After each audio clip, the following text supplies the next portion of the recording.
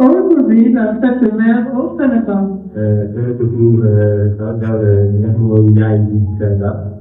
une journée de fête pour tous les mères communes.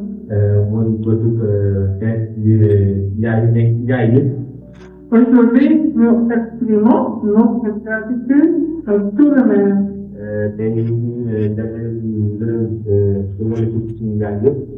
Pour leur amour inconditionnel, leur soutien et leur sagesse.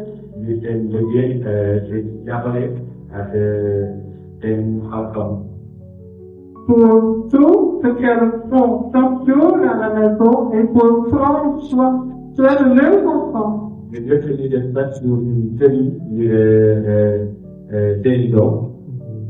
Nous saisissons également leur passion.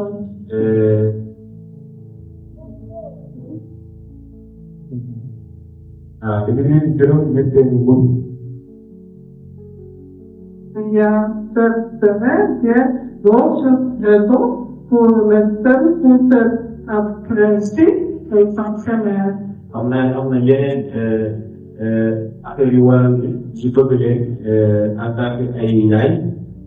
L'amour maternel est la chose la plus importante dans la vie des enfants. Il se peut aussi qu'aujourd'hui soit une journée difficile pour vous.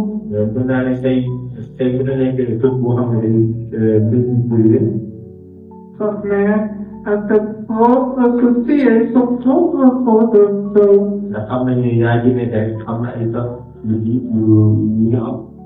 Nous pensons aux femmes qui ne sont jamais devenues mères.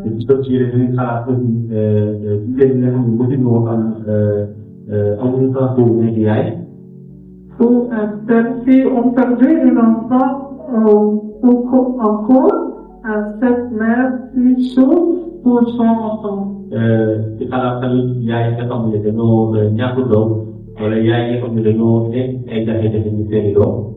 Nous pensons également aux mères qui aiment de leurs enfants.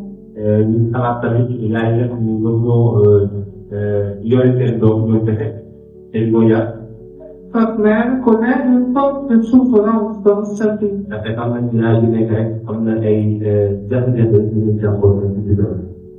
Nous pensons également aujourd'hui à celles et ceux qui voient se passer de leur mère pour différentes raisons.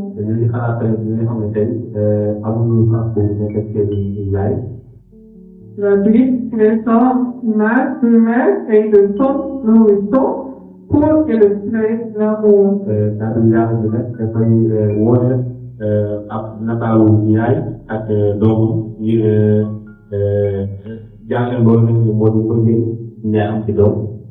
L'amour inconditionnel Dieu comportant et son coup de Dieu pour l'unité.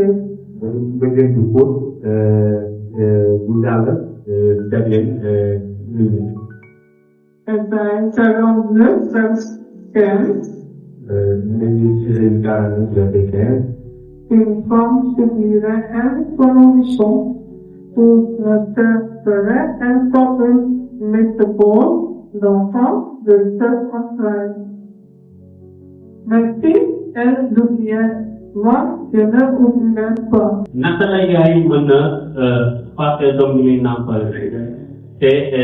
amul yërmande di jóge ci meññeefu li nga xamante ni moo jóge ci biiram te noonu na la ñu mën a fàtte man nit ko bokk du leen mën a fàtte moom.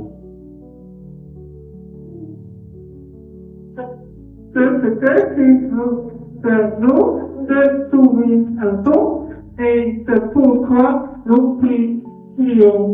te loolu la ñu bëgg te loolu moo tax ñuy ñaan. Si tu es dans la tristesse aujourd'hui,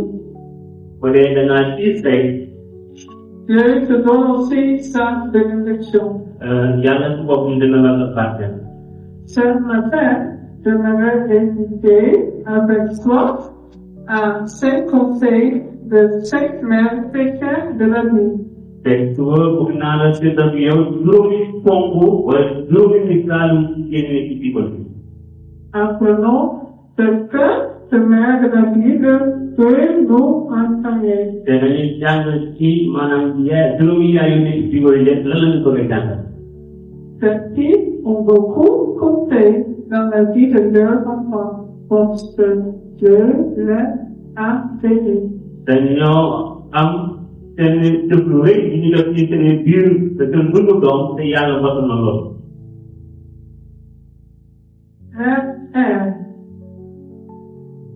Comme toujours, à l'esprit de promesse de Dieu, c'est toute certitude.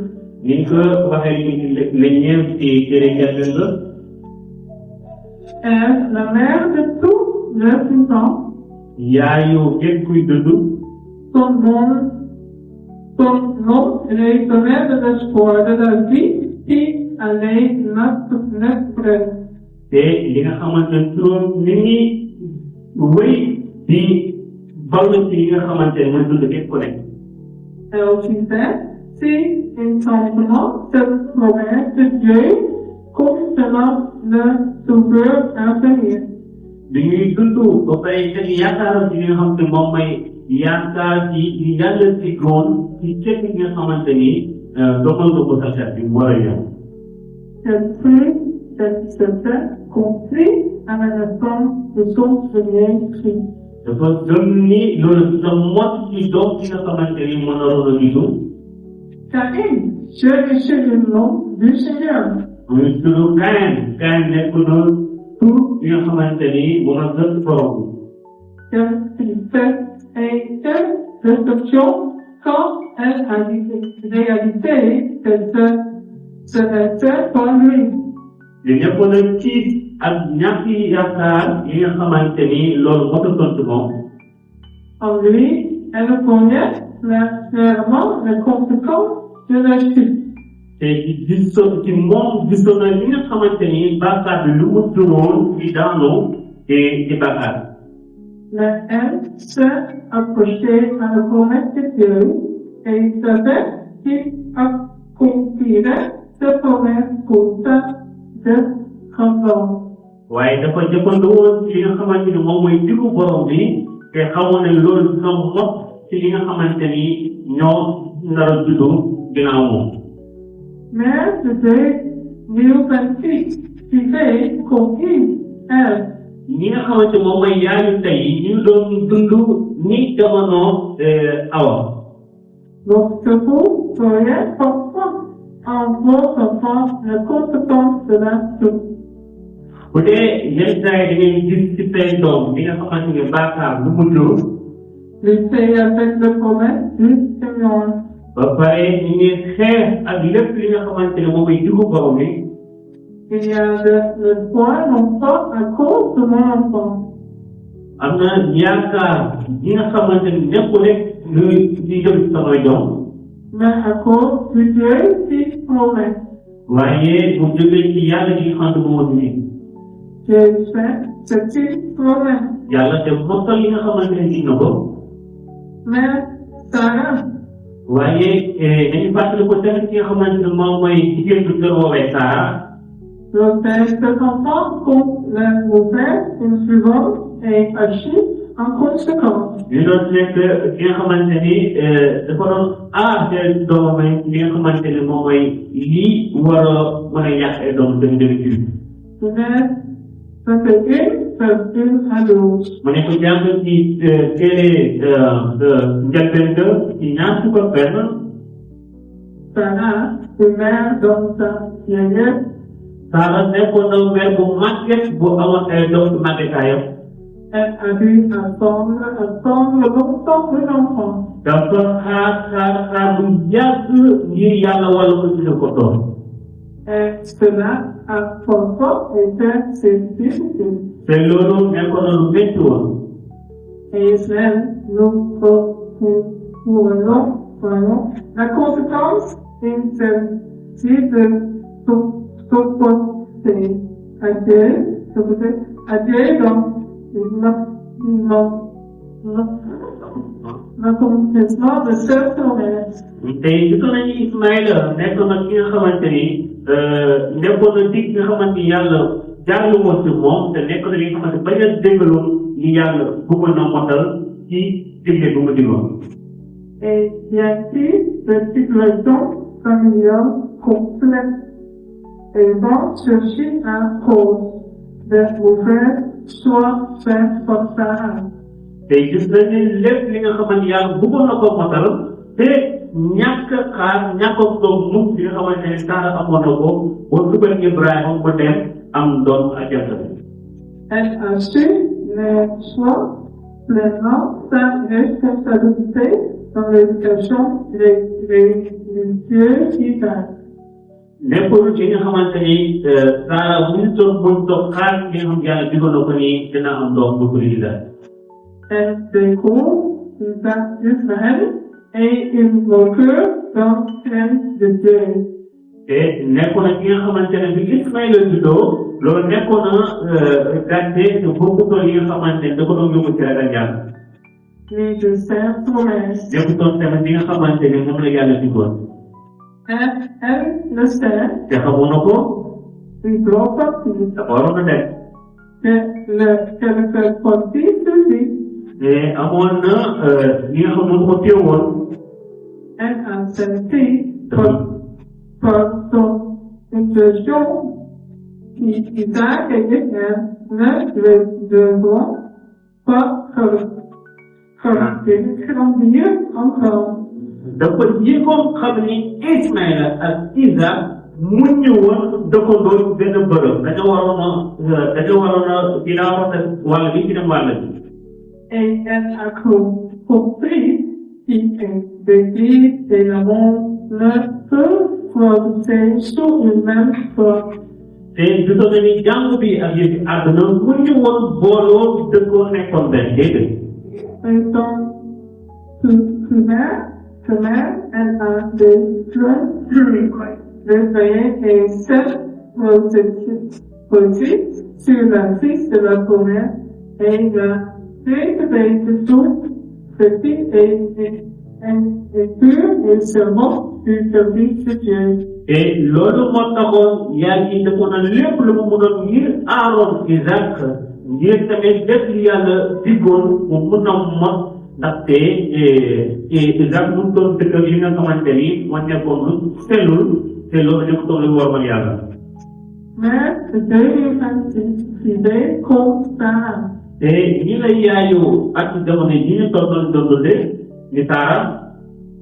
Donc, c'est bon papa et soyez pour eux et ensemble sur le chemin que Dieu vous indique. jamono tey jigéen ñi ñu doon dundee comme Saara maanaam aar li nga xamante ne mooy seen doom yi ba pare di jël message bi nga xam ne moom mooy yoon bi yàlla wane. Avec l'ami fréquenté le ou fréquenté. ak yan xarit nga nekk di àndal bët bu nekk yan xarit nga nekkal di foofandoo ak yan xarit nga nekk di xool di am li ngeen xool jamono tey jii. Leur apprenez-vous à quel point ils sont sensibles aux mauvaises influences. ci yan anam nga mën a xoolee sa xarit tey ak yan jëf la ñu mën a jàngal mu di jëm ci bon ba war a mën a tàggale borom. Prenez avec eux, mais surtout, soyez pour eux un exemple et donnez-leur de la joie de servir Dieu. ba nekkee ak seen xarit nga xamante ni ñii ay def ko lu bon nag yow li la war mooy dañoo war a gis ci yow jëf ju rafet war a gis yow misaal ni doomu yàlla noonu dinañ bég trop ngir xam ba mbégte may jóge ci yow ngir topp yàlla bu borom. Mais Josué. loolu tamit dañuy jàng tamit fii misaal bi def ci Jochebed mu nekkoon jigéen tamit. Vivez par la foi et passez la l'action. moom tamit ñu doon dundee ci ndëm ak li nga xamante ne moom mooy jëf lu war. Exode 2, verset 1 à 10. mu ne ko jàng ci téere bu njëkk ba téere njëlbeen saar benn saar ñaar ay benn ubu Josué primaire dans l'oppression. Josué nekkoon ay yaay yi nga xamante ni tis na lu dëkkoon daanaka Et une mère qui compte sur le promesse de Dieu. nekkoon ay yaay yi nga xamante ni moom dafa lëlu woon rek ci dig bi nga xamante yàlla digoon na ko Il croit et en fait. te gëmoon na dig bu yàlla digoon te noonu la doon dundee nekkoon ci La réussite d'Abraham se transmettait de bouche à l'oreille. te li nga xamante ni moom ay Ibrahima doon def loolu ñëpp ko yëgoon ci mu doon jóge ci gémmiñ dugg ci nopp Elle savait ce que Dieu lui avait dit. xamoon na li ko yàlla woon digoon Choc bien se donne, se vaut, et tranché dans un pays que ne leur appartient pas. mu ne na nga xam bu baax a baax ni yàlla li mu dikk na ko def ba nga xamante ni bépp doomam wala bépp xale bu jógee ci sa géñoo kooku dina dem ci doon gas ab dëkk bi nga xamante ne nekkul ci dëkkam Ils seront asservis et opprimés comme sans sang. mu ne dina sa njaboot yi nga xamante ni jóge nañ ci sa géñoo dinañ dem benn dëkk bi yoon bu seen dëkk te noonu dinañ leen cee ñi jaam lu toll ni ñeent fukki at ñeent téeméeri at Genèse 15:13. ci njëlbéen fukk ak fukk ak ñett Cette période touchait à sa fin. jamono jooju ñu doon dem ba muy jeex Et à la naissance de son fils, bi doom ji juddoo elle en était convaincue. dafa leeroon ni wóoroon ko ni moom Dieu a fait un plan pour lui. wóoroon na ko ni yàlla am na lu mu tëraloon ngir moom Il ne devait pas mourir. loolu moom warutoon dee Et force de cette confiance, te gëmmoon am yaakaaroon boobu bu baax a baax elle a fait tout ce qui était à son pouvoir pour sauver la vie de son enfant. dafa deful lépp lu mu moom ngir musal li nga xamante ni dundu doomam Et c'est alors que Dieu est intervenu. te noonu la yàlla ñëwee wàllu si ko De la manière la plus incroyable et la plus orgueilleuse qui soit. noonu la yàlla ñëwee wàllu si ko wàllu bi nga xamante xalaatu woon dégg woon a dayoo À chaque fois que Josué eut finalement la possibilité de fuir elle-même son enfant à partir de la Bible et de lui montrer son qui est le Seigneur, et ce qui fait une batterie pour toute la vie future de Moïse. te noonu la Josabel def lépp ba nga xamante ni jàngal na doom mu yar ko ci li nga xam ne mooy yoonu borom yi ngir mu am maanaam taxawaay bu dëgër li mënoon doon nga xamante ni Moussa bi la doon xaar. Mais je devais discuter comme Josué. yaayu jamono yi tey jii dañu waroon dundee ni jigéen boobu doon wax Josabel. Nous aussi, nous avons des enfants exceptionnels, des enfants royaux. ñun tamit am nañ ay doom yu jéggi dayoo ay doom yoo xamante ni dañoo mel ni ab buur. Dieu a un projet pour eux. te yàlla am na lu leen waajal ñoom. Ce que vous devez faire, ce n'est pas de rester dans l'encore. te li ngeen war a def mooy ngeen bañ a des ci kii. Et il est sûr à vous de demander ce que tu dois comme enfant. bu leen nekk mukk ci kii ak bañ a toog yi bañ a yaakaar ni yéen seen bopp yéen a war a jóg laaj xamante ni yàlla dina defal bu baax seen i doom. Mais ce que vous devez faire, c'est mettre foi en action. li ngeen war a def mooy seen ngëm yi ngeen jëfee ko. C'est-à-dire cacher votre enfant. maanaam nëb sa doom téye ko ak ko. Cacher toujours votre enfant sous le verre de tout puissant. jël seen doom yi aar ko ngir yàlla mun ko aar li nga xam ak li nga moom ay laa ko. Priez pour eux. te ngay ñaanal baax seen doom. Mais Naomi, am na benn jigéen tamit bu ñu doon waxee Naomi. partagez votre foi. moom li ngeen bu ñu mën a jàng moom mooy maanaam séddale ngëm. Ruth 1, verset 16. mu ngi ko jàng ci téere Rut benn ak aaya fukk ak juróom-benn. Naomi a perdu sa famille. Naomi dafa ñàkk njabootam. Elle a connu tant de difficultés. dafa ñàkkoon te dafa jàppante woon ak jafe-jafe yu bëri. De chercher, de douleur. ak yi nga xamante ne moom mooy nakar ak métti bu métti ñuy jàppante na moom. Et pourtant, dans un nom failli, te jaarale ko ci sunu borom. elle a dû demander de son Dieu. te demoon na ba seede ay sax yi. Ruth a été touchée. ndaxte Rut nekkoon na ki nga xamante ne yàlla laa la ko xoloo. Elle a été animée du désir d'argent, Adam, et elle finalement prête à tout abandonner pour ce Dieu et à retourner avec elle avec Naomi. bi yàlla laalee xolom fa la jëlee tànneef ni man ba si nga tey naa bàyyi lépp li ma doon def ci lu bon ma jël sama bopp jëmbal ko yàlla ngir delluwaat fekk ak Naomi. Mère devenue petite, mais comme Naomi.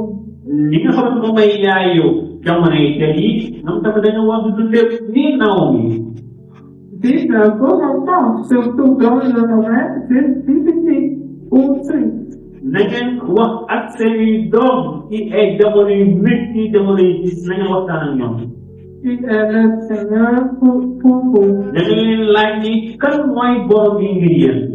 Dites-leur que vous ne savez plus vous-même comment faire. na ngeen leen wax fi borom bi te bu dee ñoom xamatuñu nu ñu war a def. Si vous avez aussi des questions à poser à Dieu. kay ñi yéen tamit am ngeen ay laaj ngeen war a laaj yàlla. Mais montrez-leur aussi que c'est vers lui pour vous tourner avec ces questions. na ngeen wax ni saa sollicité yéen doon na seen yaay ci yàlla si boppam ngeen di jëm laaj ko ay laaj. Dites-leur comment le croit de vous et vous êtes à parler de l'enfant. na ngeen wax seeni doom tamit nan la yàlla di leen toppatoowee te nan la leen dimbalee ba ngeen jëm kanam. Et priez pour que tout comme pour le. na ngeen ñaan ni Rut ñu nekk di ñaanee Rut.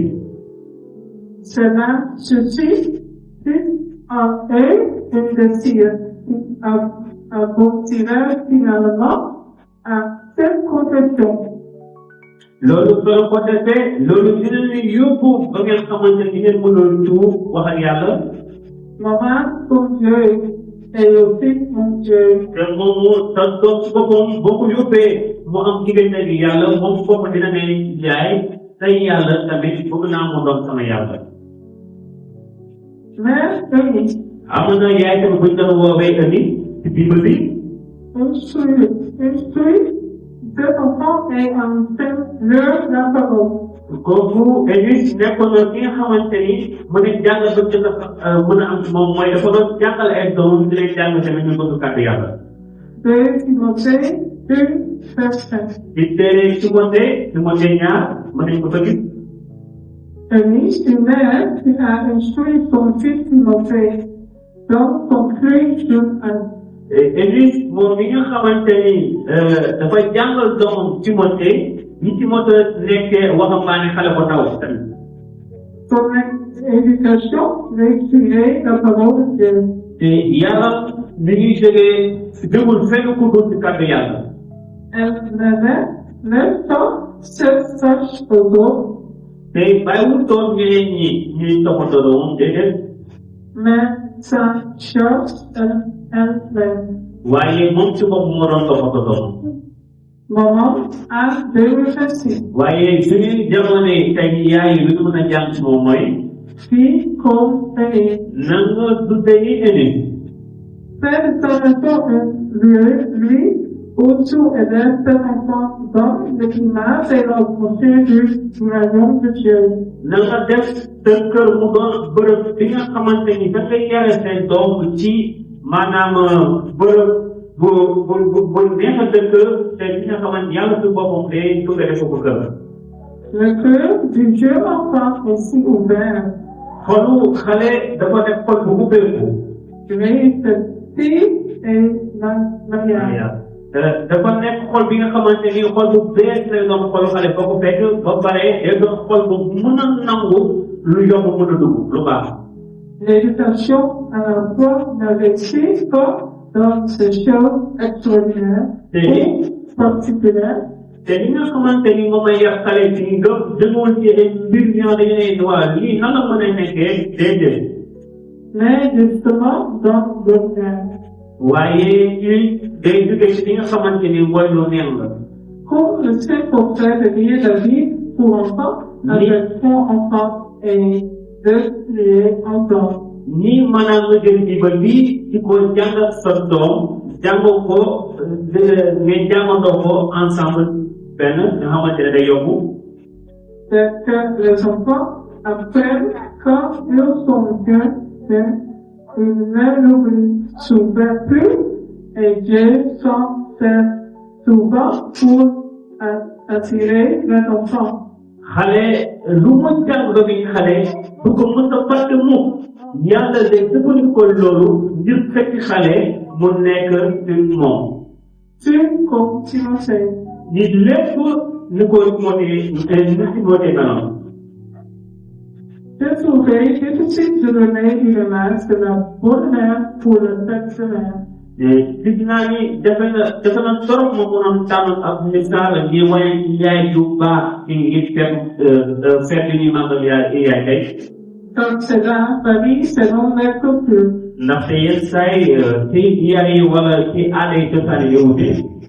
Comme ils sont une bonne mère, bu ñu nekkee yaay ju baax. c'est pourquoi je suis restée fidèle à la vie. te loolu moo tax tamit man topp trop ci Bible bi ak yàlla. Et j'espère que cela pourra être utile. te loolu xam naa tamit dina nekk lu baax ci yéen tamit. En tant que mère ou grand-mère, ni ab yaay wala ni ab maam. je souhaite pour transmettre la bénédiction de Dieu. bëgg naa leen jàngale li nga xamante moom mooy barkelu yàlla. Et au nom et au père, te borom kër yi tamit ak bàyyi. j'aimerais dire, bëgg naa leen wax ni. aimez votre enfant. da ngeen bëgg seen i soxna. Et priez chaque jour pour elle, te nañ leen ñaanal bu baax seen i soxna. pour la mère de son enfant. ngir seen i yaay yi doom. Quand elles ont vraiment besoin. ndaxte ñoom soxla na ñaan yooyu bu baax a baax. La meilleure chose qu'il faut faire pour vos enfants et vos enfants. loolu mooy lu baax li ngeen mën a defal seen i jabar ak seen i doom. C'est de leur montrer qu'il faut mettre à nous. lii gën a rafet li ngeen war a mën a wan seen i doom ak seen i jabar mooy wan leen yéen leen bëgg. Car alors, ce qui est écrit dans son propre, li ko sabu téeméer ak fanweer ak ñett waxee. est vraiment vrai. mu ne dëgg la. La haut est la mort. Le Seigneur accorde sa bénédiction. mu ne dëgg la mbëggeel fi mu nekk yàlla borom bi da leen di barkeel lu bëri. La île réussit lui-même. yàlla ci boppam dafa nekk biir mbëggeel. Là, on obtient son salut et la vie pour faith. loolu dañuy jot li nga xamante moom mooy motif bi ak dund ba abadan. Amen. jërëjëf amin